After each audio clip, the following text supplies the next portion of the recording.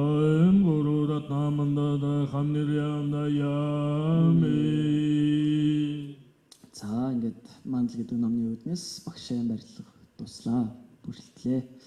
За тэгэхээр одоо бас энэ ташрамд багшаа барилгын тухай жоохон дурдхад анзаарч байхад хүмүүс тэгдэг юм байл юм. Хаа хамаагүй таарсан зүгээр л лам хүн таарах болгонд л багшаа гэдэг. Тэр их дэми зүйл юм байгаа шүү. Лам хүнийг зүгээр ламбугай гэж хөндлөж болно. Заавч багшаа гэх юм байхгүй. Бурхны шинж багш гэдэг бол хамгийн чухал зүйл болохоор хаа таарсан хүн болгондоо багшаа гэдэг. Энэ үгийн үнцнийг жоохон алдагдуулаад байгаа юм шиг санагддаг. Тийм байгаа болохоор та бүхэн зүгээр сайхан яг багш барина гэж бодоогүй сайхан лам хүнтэй таараад хөндлөйгөл ламбугай, ламтаан гэдгийг заавалчгүй лам болгоны багшаа гэдэг шаардлагагүй. Яг одоо яг багшд барьсан тэр хүнийгээ багшаа гэхээс лам болгоныг багшаа гэж тэгээрэй. За тэгээд одоо яг багшаа барилдсны үүдэн дээрээс одоо Бурхны шиний жүд дамжлагууд одоо лүм тэргүүтэй авшгууд дамжлагуудыг өгдөг. Тэрний үүднээс мэдээч Бурхны шиний ном болгоны яг өмнө аврал бодох гэдэг зүйлийг хийж явах хэрэгтэй. Бурхны шинтэй хүн гэж ямар хүнийг хэлдэг вэ гэхээр 3 эрдэнэт чин сэтгэлийн угаас итгэдэг хүнийг хэлдэг. Тийм байгаа болохоор эхлээд 3 эрдэнэ таних хэрэгтэй. 3 эрдэнэ гэдэг бол Бурхан ном хоргын чуулган гэсэн байна. Бурхан ном хорго 3. Та бүхэн одоо энэ тэнд яруу найраг болон соёл илтгэлүүдээр их сонсдог бах. Багш дор мөрөм үү, морхон дор мөрөм үү, ном дор мөрөм үү, хувраг дор мөрөм үү. Энэ бол буддизмын онлайн байгаа. Багшийг түрүүн тавьсан байгаа. Тэгээд Бурхан гэдэг ойлголтын тухайд эхлээд хэлэхэд Бурхан гэдэг бол бидний заяа төргийг зурдаг, дээрээс хараад байж идэг зохицуулагч бол биш юм аа. Тийм зүйлийг хэлдэг юм аа. Бурхны шиний үзэл онолоор тийм үзэл онол их яваад байдаг. Бурхны шинтэй хүмүүсийн дунд яг өөр үзлэр энэ бол өөр бус шашнууд үзэл онол бүтээгч эзэн, ертөнцийн эзэн, бүхнийг удирдагч, хүний заяа тавилыг зурагч тиймэр үздэг. Бурхны шинд бол үздэг юм аа. Үгүй. Бурхны шинд Бурхан гэж юу вэ гэхээр хүний ёс зүй хийгээд ухамсарын хамгийн дээд түвшин. Хүний хүрч чадах хамгийн дээдсэг гэж хэлвэл эхний ээлжинд ойлгоход их хүнтэй болов гэж боддог. Хүний хүрч чадах хамгийн дээдсэг. Ерөнхийдөө юу гэсэн үг вэ гэхээр Бурхан гэхээр нэг тусдаа тэр дээр залаатай нэг хүн байж идэг. Бид нар энэ доод ингээл эргэлдээл, хорвоо амьдрал, үе хүүхэд ажил хооронд эргэлдээл, ногоон гэрэл асах хүлээгэл байж идэг гэсэн үг биш. Яг бид нар шиг ийм байжгаад ертөнцийн уг учрыг ойлгоод эндээсээ гítэлж зовлонгоос гарч ёс суртахуун хүний сэрэл мэдл сэтгэхүйн хамгийн дээдсийг хүргэж чадсан бидний шиг энгийн хүн тэр чигт хүрсэн байдлыг Бурхан гэдэг. Хүний хамгийн төгс төгөлдөр төлөв байдал гэж үздэг юм аа. Бурхны шинд Бурхан гэдэг бол ном гэдэг маань юу юм бэ гэхээр зөвөр нэг цаасан дээр хөвлөө тавьчихсан нэг юм хэлдэг юм. Өг Бурхны шиний авралын ном гэдэг бол тэр Бурхны ухаарлыг хэлдэг. Бурхан ертөнцийн зөвчиг, ертөнцийн байдал, хорвоо ертөнцийн ерхий тогтцсон зүй тогтлыг ойлгоод тэрнээс гэтлэх арга зам. Яг бидний шиг байжгаад гэгэрэл төрсөн тэр гэгэрэл төрөх арга зам. Гэгэрч Бурхан болгож байгаа тэр зүйл нь Бурхан болчоод бид бүгдийг та бүхэн ингэж гэгэрчээцээ, энэ зовлонгоос гэтлчээцээ гэж бид бүгд өгсөн. Тэр зүйлийг ном гэдэг юм аа. Ухаарл. Ерөнхийдөө бол сайхан сэтгэл, ухаарлыг л Бурханы ном гэж хэлдэг. Энэ ном.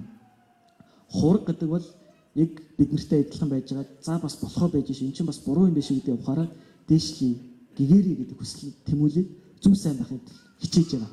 Тэр бидний жишээ авах тэр хүнийг нэг сайхан мундаг зүйлийг жишээ авах хань нөхөр болдог шүү дээ. Ингэж болдго юм биш үү? Огт байж болзошгүй зүйл гэж бодож исэн чинь бас байж болох юм байна гэдэг хүнд урам зориг өгж идэг хань нөхөр жишээгээр авсан байдаг. Бурхан ном хоргын чуулган гэж айлцсан байна. Бодийг хүртэл би итгэмээ гэдэг. Бодийг хүртэл би итгэмээ гэдэг. Бод гэдэг нь гэгэрэл явах гэсэн үг. Гэгэрэл гэдэг бол юу вэ гэхээр хүний зовлон бүгдээс гítэлсэн. Одоо энэ орчлонгийн зовлон, эргэлдэх, хойдуур төрөл болон одоо олон янзын зовлон тэр бүгдээс гíтлэх хүний төгс төгөл төр хэлбэр байдлыг гэгэрэл бод гэж хэлдэг. Бодийг хүртэл би итгэе. Бодийг олохын тогтолд би итгэе.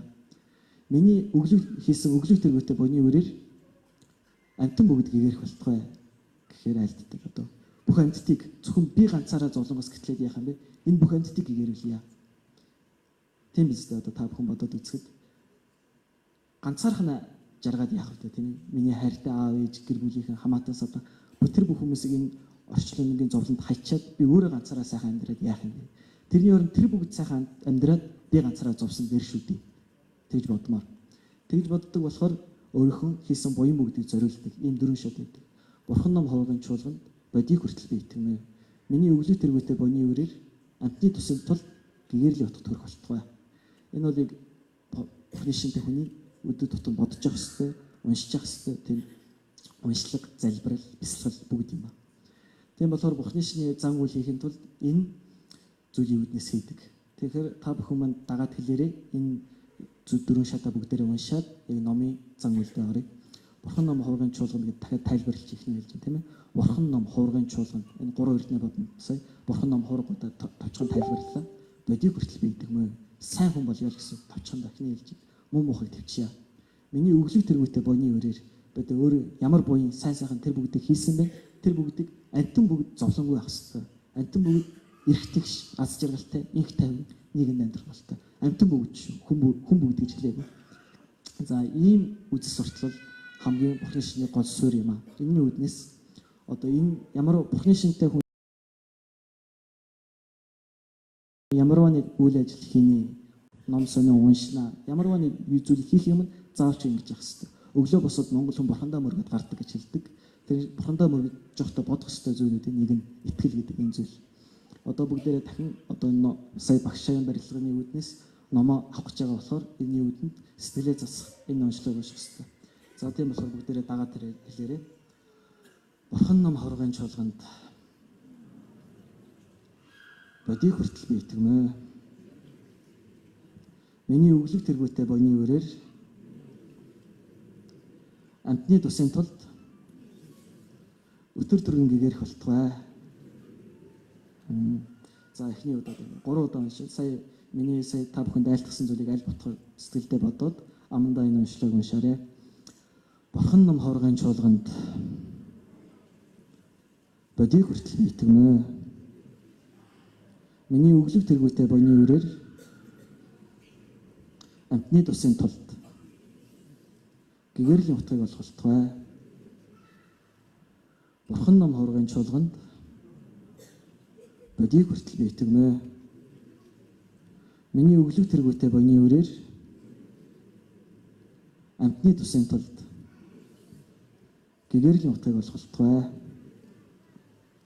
За ийм байна. За та бүхэн монгол хэл дээр бас их амархан байгаа болохоор энэ дөрвөн шатаа аль болохоор өглөөдөө уншичаад байвал зүгээр өглөө эрт унтахынхаа өмнө аль боломжтой цагтаа энэ дөрвөн шатаа уншаад Бурхны шиний үзэл бодол бүгд онлуудыг энэ дөрвөн шат номон дээр хураангуулж болно гэж болдог. Энэ дөрвөн шат номнаас буцаагаад задлж болно гэж үздэг. Тийм болохоор энэ үнэхээр үндсээр болохоор ийм сайхан номлол. Энэ номлол их монгол хэл дээр их амархан байгаа болохоор та бүхэн цээжилсэн баг гэж бодож байна. Тийм болохоор энэ уншлагаа сайхан уншиж яваарай. За энэ бол эхлэлийн хэсэг. Тийм бол дараагийн шатад бол дэрх тэрний илүүн өгнө гэсэн байгаа. Одоо ногоон дэрх хүсэл бүгдийг хангахч гэж хэлдэг. Одоо монголчууд ногоон дэрхтэй их сүслэн мөрөгдөг. Ногоон дэрхийн дууг олон сайхан дуучдуулсан, майныг хөгжүүлсэн тийм бичлүүд одоо хүртэл хаяа явж байгаа харагддаг. Их барилгатай. Тийм болохоор та бүхэн дэрхтэй сүслэн залбирлахыг хажуугаар энэ таринаа уншиж байвал бас хэрэгтэй юм болов гэдэг энэ тарины лүг уншаач гэж айлтгсан. За тийм болохоор таны лүг уншихын тулд бас ногоон дэрх бурхныг бясалгаад ногоон дэрх бурхнаас одоо гэрэл цэцраад одоо ногоон дэрх бурхныг тарины лүг хүртлээ гэж бас бодох хэрэгтэй. Өмнө бясалгаад тэгээ дагаад хэлнэ тийм ээ. Ондари дудари дүри сууха. Ондари дудари дүри сууха. Ондари дудари дүри сууха. Ондари дудари дүри сууха. Ондари дудари дүри сууха. Ондари дудари дүри сууха. За ингэ ногоон дэрх бурхны тарины лүг хүртлээ. Та бүхэн одоо тарины лүгийг хүртсэн байгаа болохоор энэ тарины өдөртөө таслахгүй нэг их уншиж ивэл ач тустай. За тэгээд энэ өнөөдөр гол ярих номлол маань бол Богд Зонхол ламын Эрдэнэ бүгдийн суурь гэдэг номлол байдаг.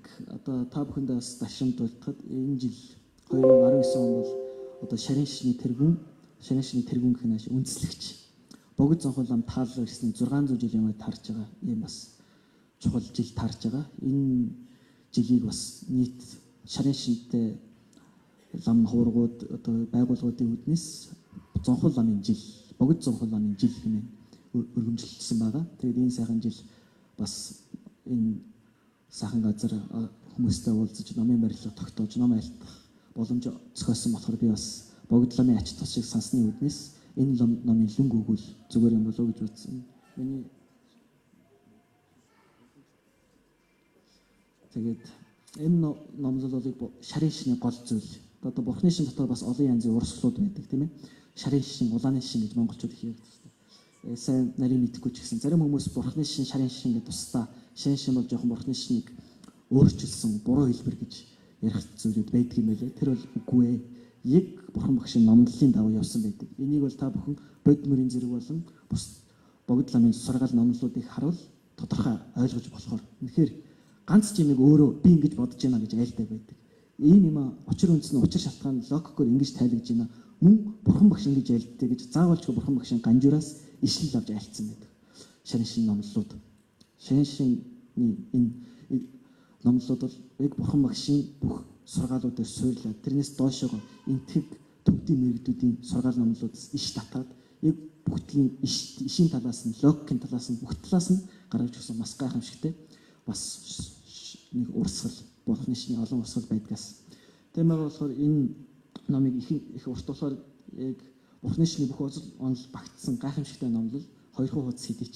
Гэхдээ бүгдийг нэг задлаад ярих нэг их цаг орох болохоор би одоо лүн уншихгүй зүгээр лүнгийн энэ дамжлага авсан багш барилдсан хүмүүстэй явж байгаа. Яг барилдлага тогтоогүй хүмүүс бол мэдээж лүн авахгүй. Энэ дамжлагын үүднээс авах хэрэгтэй. Утсаар тог дамждаг гэдэг шиг дамжлагын үүднээс ном авдаг. Тэгэхээр энэний эхний хэдэн 4 шатыг та бүхэндээ айлтгаад хойш нь бол би зүгээр уншиж байна. За инхээр одоо лүн эхэлж байна. 연동군지 신주리 된진지 수신대마 남진 자와로 리버토네 베바도마이 구바 신문대 머진지 라우. За тэгээд эрдэм бүгдийн суурь болсон ачид багшийг одоо ёсчлон шүтгэн ламжийн үндэс сайтар хараад хичээл олноор бишрэл ихээр шүтгэд айцтайдан сойрхоо гэж альцсан.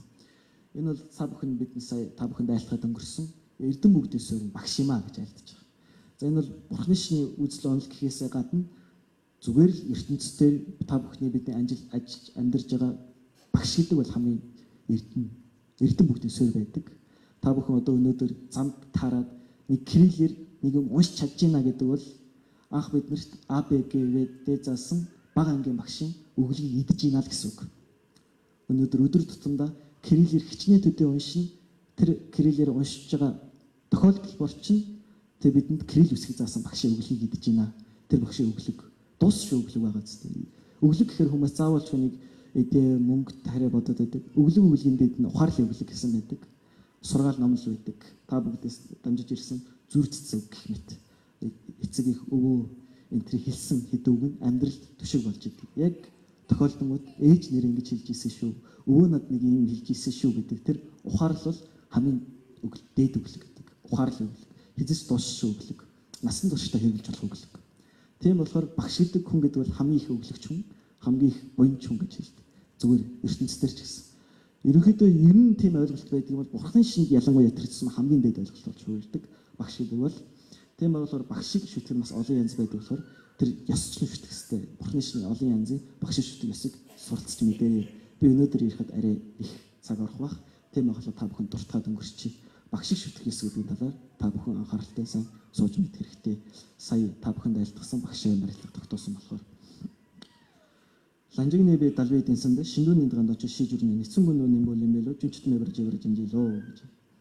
Одоо нэг л удаа олдох чөлөө учрлын их шүтэнийг маш их олдоход бэрхийг утга төгөл маш олдоход бэрх бөгөөд утга ихийг мэдэж үлдээд өдөр шөнө алин бүгдэд шимийг авах оюуныг тасралттай үгээр төрөхөд ажил соёлхоо гэж. За тэгэхээр одоо хүний төрлийг олоод төрсөн байгаа болохоор энэ төрлөдөө сайн хүн байх хэрэгтэй. Утга төгөл дээр амьдрах хэрэгтэй гэсэн. Зүгээр нэг кино үзээд юм уу, зүгээр нэг чатлаад битгий өнгөрөөрэй, сошиал ертөнцөөр дэмий тэнж битгий өнгөрөөрэй гэсэн утгатай. Аль болох хэрэгтэй зөв сайн сайхан байгаарай. Зөвийг сайн хүн байгаарай гэж. Сайн хүн, муу хүн гэдэг талаас. Ерөнхийдөө бурхны шиний үзэл онол ертөнцийг үзэх таних онол нь бол сайн хүн байгаа ч гэдэг талаас нь номлодог. Тэр талаар за Люсугева 주인 주버신 의두지기 치바다마다 12주수 루든데 마신 가르는 지션 바람하는 예바다모니는 네미츠 타신 타바는 좀 한번 개선사도 주버리 제바다 다도 받은 데 말인지 로 자, 이는 우리 넘었잖아 막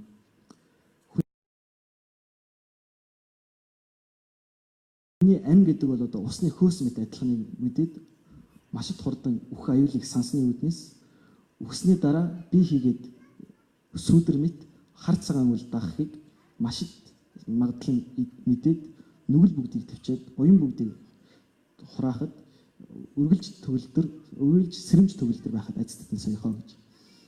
За энэ бол одоо нөгөө нэг үхлийг номлож байгаа. Бурхны шинд үхэл мөнх бас гэсэн хамгийн чухал онол байдаг. Үхэл мөнх басыг бяцлаад хүн зөв амьдрч чаддаг юм байна л да. Үхлийн талаар боддог хүн. Та бүхэн мэддэг бах тийм ээ. Хүн альва нэг үйл ажил эхлэх, ямарваа нэг бизнес хийх байна, юм хийхдээ заавал үр дүнгийн боддог. Над ямар ашигтай юм. Энийг хийснээр ямар үр дүн гарах юм гэдэг нь боддог бол хүн хамгийн том ажил болох хүн болоод төрсөн энэ амьдралдаа үхэд би яаж өгөх ёстой вэ гэдэг талаар бодох ёстой. Одоо багш нар тэгж ялдаг. Бурхны шинтэй хүн зөв амьдрч чаддаг. Бас хамгийн гайхамшигтай нь зөв үхэж чаддаг гэж номлодог. Үхэлтэй бэлдэх ёстой байдаг хүн чухал номлолууд. Тэр одоо хүмүүс их ярьдаг да тийм үхлийн талаа ертөнц байх уу? Үхлийн дараах амьдрал гэж байх уу? Дараа төрөл гэж байх уу гэж номлодог. Тэгээ Бурхны шинийн үгс номлоор бол энэний өмнө урт төрөл байх уу гэж асуудаг. Бид нар хаанаас төрсөн бэ? Яаж хүн бий болдг юм бэ? Энэ талаар шинжлэх ухаан зарим хүмүүс жоохон буруу ойлголт гэх юм уу тэгж яриад байдаг байлаа. Эцэг их хоёрын тусал дээр эцгийн цагаан тусал доторх хэдэн сая триллион эс дотор байгаа нэг нь бидний юм а гэж үзээд тах шиг байгаа. Энэ бол яг буруу ойлголт байгаа юм л да.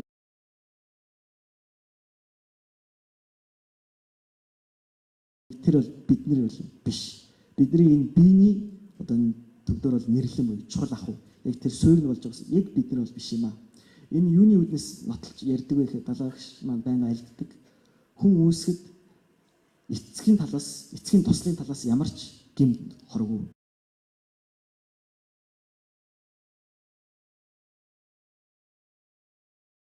Эхийн сав нь ямар ч гэмт хоргүй. Энэ хоёрын нийлбэр дээр хүн үүснэ гэдэг 100% баталгаа өгч чадах уу гэж шинжлэх ухаанчдаас асуусан. Далаагч.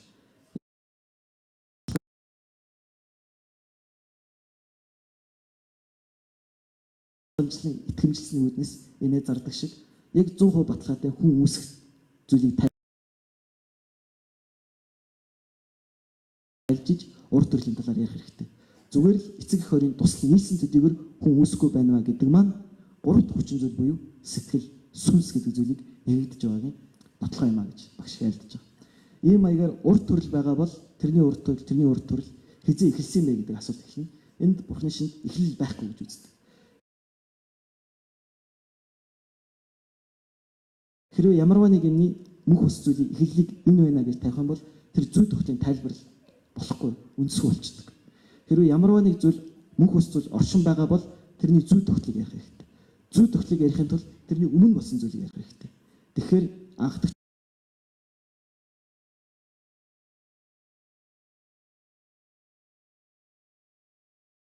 үгүмаа гэдэг онол байдаг. Анх дахь үгүй бүтээгч үгүй. Ийм үзэл онолтой бидний шишин. Энэ мэтчлэнгээр одоо суурь ойцол номлууд маш их гайхамшигтай дэлгэр олон суурь номлууд байгааг та бүхэн минь үзэж судлаарай. Би одоо бүгдийг ярихад Шинэ лотосон дөдөлөө нөдөжлөө жибрэж инжилөө түмэн нөдөж жибрана тэвэг нөдөж дөдөж касан жибэ чумаа дамат дэлэн нөдөж жибрэж инжилөө цэнгадо нам нөдөж биш намдад эцэ томас сумоо чимаа мэмэний баны жин сотон дөдө сумаа инжилөө тэний жүдэний мөрөний нэн жишнэ лозо маань тэчнэ дөдөлөө мэйл бэртэмэ сүм жибрэж инжилөө тэдрэл намсан даны шинэ зүшнэ бэт оноо шадана чинэ нага бардо жибэс нибэр шибрэж инжилөө төсө чава гондо яна лама тамарлмч жи балалоо жи садан ламди янараа зэнэ дөржи чангийн компонертүү шүү. За ингэснээр та бүхэн минь одоо ингээд багшаан барилгын үүдэн дээрээс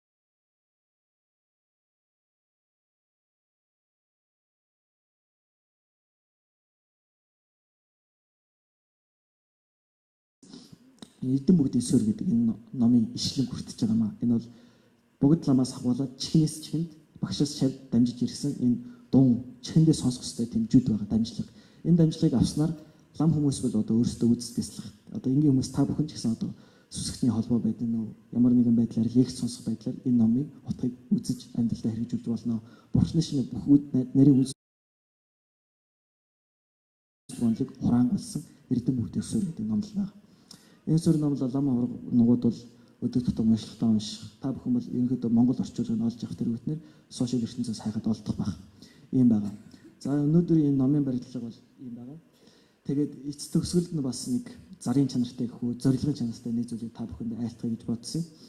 За та бүхэн мэдж байгаа одоо энэ аймаг орон бол энэ газар орон бол Манзушир хотхотын хід орон байсан энэ аманд ийм сайхан хід орон одоо өөрчлөлт одоо эргэлчин мөргөлчин жуулчид тасардаг ийм сайхан ам бий.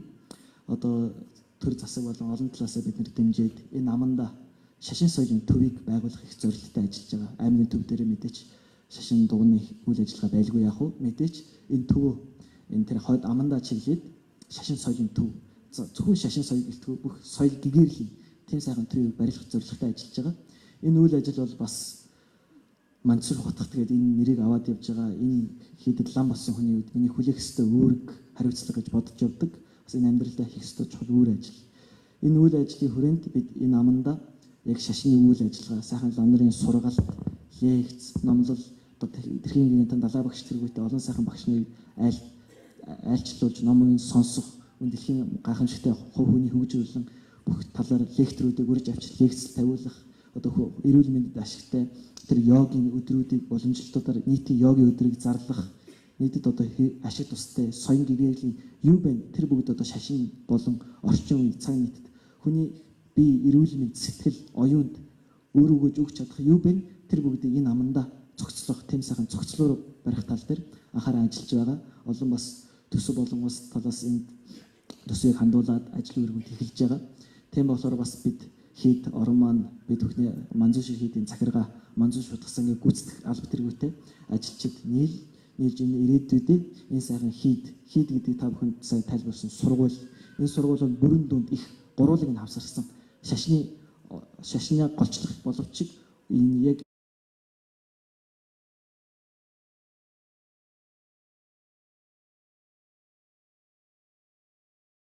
өнөөдөр Монголд явагдаж байгаа бүрэн болон дунд, баг, дунд, бүрэн тэгээд дээрэс нь их сургууль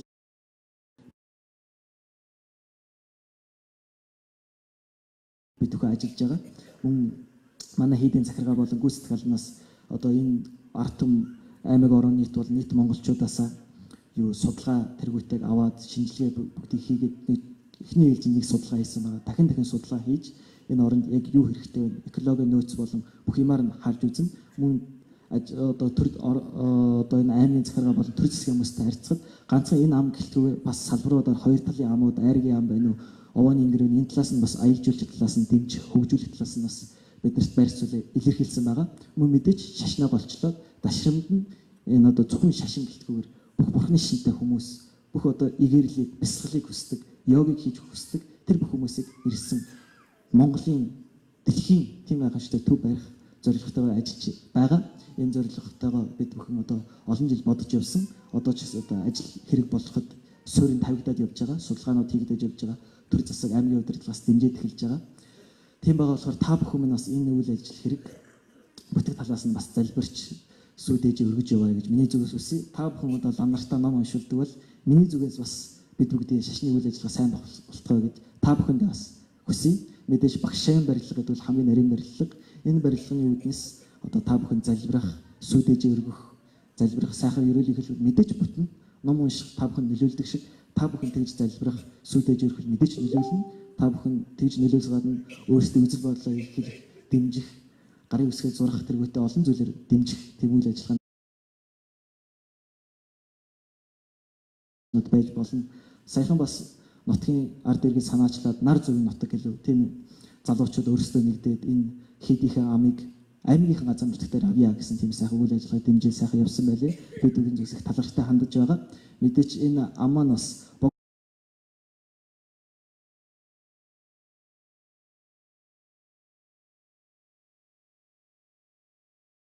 Богдуулын дархан цастай газар гэдэг хотын газар нутагт ордог юм байлээ. Тэрнээс бол одоо энэ аймгийн газар нутагт авах талаар бас залуучууд их дэмжсэн байлээ. 10,000 гарын